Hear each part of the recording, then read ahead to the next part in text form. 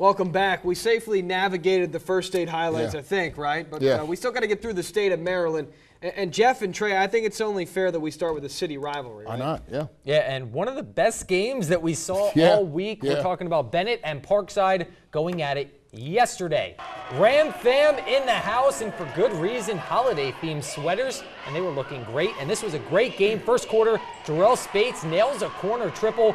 Clippers, they would lead by 1 in a low-scoring first. Now, second quarter, the young bull, Tywan Hardy, with the drive to the rack. Parkside would take a 6-point lead into the half. Second half, Bennett comes out blazing. Saquon Cotton, floater, tough as nails in the lane with a floater for 2 of his game-high 18 points. And then Jamron Cannon in the corner. Bennett, they erase a 6-point deficit to lead by 6 entering the fourth. That's right. The young Rams fought their way back. Big triple in the corner by Quadmere Snell to retake the lead. And then take a look at this move by Marcus Sharns. Take down half the gym to finish right there. Parkside leads by 3, 13 seconds left. Last chance for Bennett. Clock running down. And they don't even get a shot off. They turn it over. What a victory for Parkside. The Rams are 3-0 and off to their best start since 2015 after a 53-49 win over their city rivals. We trusted in each other, man. We kept moving the ball, getting good looks, and we was putting our all on defense. Hey, we going all the way. It's what we do. What a prediction, right? The great thing about this show is that not only do we get bold predictions, but we get instant analysis. And what do we think about the win for Parkside? Obviously a great game. Coming into this game, I really thought Bennett had the upper hand just because they had some upperclassmen. Parkside's a really young team, but they are really impressing me. They probably have the best resume so far. A win against Easton, presumed to be the best team in the North. And then Bennett, a team that's going to win a lot of games in the South. They have 2 victories already against 2 pretty good teams. And we're just seeing how athletic they are. We've seen Marcus Sharns on the football field about a month ago and how great he is, but now he's translating his skills to the basketball court. I know I specifically didn't think he was going to be able to play at this level. And then what can we even say about Hardy just through the first few games of the season? He's a freshman.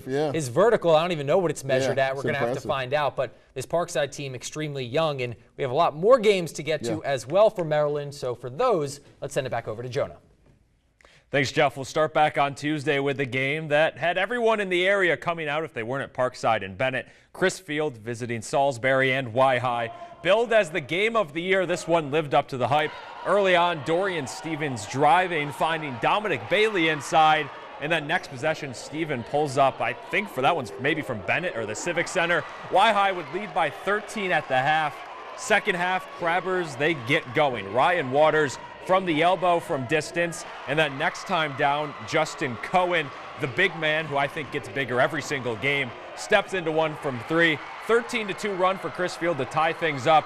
They lead by as many as 6 with 5 minutes to go. Y-High needing a bucket, and they get it. Keyshawn Marshall, a bank 3. It's open that late on a Tuesday night. He had 17, and then this is the play that did it. Stevens off the rim, and look at Matt Lowe flying in with the one-handed putback slam. The crowd got him back into this one. Y-High with a 2-point lead. Courtray Fontaine driving, and Stevens, he's there to take the crucial charge with a minute left. So the last 3 minutes of the fourth quarter belong to Jaden Baker. Shot clock running down.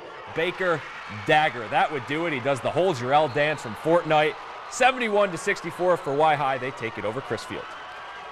All right, so on Thursday, the Crabbers looking to rebound, hosting undefeated Stephen Decatur. Seahawks down 5 early, but making a run. Drew Howeisen with the floater in the lane. And then the big man, Churchill, bounds in the post for 2. Quick run from Decatur would give them a first half lead. But before the halftime buzzer, Javion Brown with the 3. Crabbers up by 4 at the break. Second half, Churchill bounds this one with the and one. He had a team high 15. But the Crabbers, they would come alive. Justin Cohen with the bank 3 from deep, followed by Rykel Waters from the wing. Almost the same spot. Waters had a team high 21, most of those in the second half. And then Cohen once again, 2 more of his 19. Second half, Crabbers rebound from that loss as they power past Decatur 73-44. So over to the girls, top 2 city teams, Parkside and Bennett squaring off earlier this week. 6-point game at the half, but the tide changing quickly in the third. Makara Hansen finds Peanut Smullen in the corner. She puts home 3 of her 20 points on the night. Parkside, they have Jackie Wright though, doing all she can to keep the Rams alive, lays it in for 2 plus the foul. She finished with a team-high 23.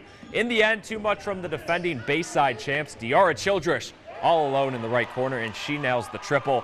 And then you can't forget about Hansen. Spots up and splashes one home from the top of the key. She had 23, a game high, as Bennett rolls over Parkside 85-55.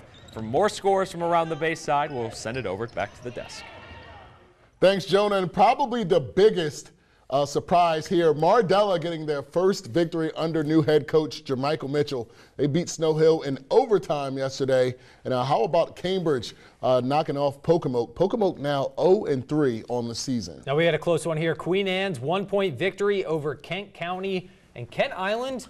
Wow. Big win here over North Carolina, the final, and that one 71-43. So the Bulldogs, not the best start to their season. Not at all, 1-3. No. No, not at all. And I would say, we could call this in 4 minutes or less each block because we get through the highlights in about 3, and then you guys give us about a minute of reaction. Yeah. So we got to do it again for Maryland. The takeaways there from obviously the scores. We saw the highlights throughout the week. Is there a team in particular that really stood out for maybe their performance or lack thereof? Obviously, Parkside, and what they were able to do against Bennett yesterday just really stood out to me. Another team that I really want to note, and just how rough things are looking right now, is North Carolina. 1-3 to start the year. Also noted on Twitter earlier, though, they did start slow last year, but they do not have Joey Adams. They do not have David Bailey Jr. walking through that door. So the Bulldogs, still the defending 2A East champs, but they got to figure it out quick. And even to the girls' side, let's talk about the Bennett Clippers here. 30-point win over Parkside. So the girls doing what they do best. And then also Chrisfield as well. I mean, that's a really good matchup with a really good Y-High team early in the year. And then they're able to bounce back, and that's what you see on your record at the end of the year. You lose a close one, you're able to bounce back. You hand a team their first loss of the year in Stephen Decatur, so you're able to kind of, rack up these wins early on. Chrisfield's waiting to see Y-High in Chrisfield, so that'll happen after the new year. Well, of course, when we return, we're going to go to news, but I also know you guys have your plays of the week. Exactly right. So we're going to get to that eventually. But as soon as we return, just a little more than 24 hours later, we explore the events that unfolded on Delmarva and across the country. Hear what investigators are learning about the recent influx of bomb threats. My name is Matt Lowe from Y-High. You're watching Delmarva Sports Insider.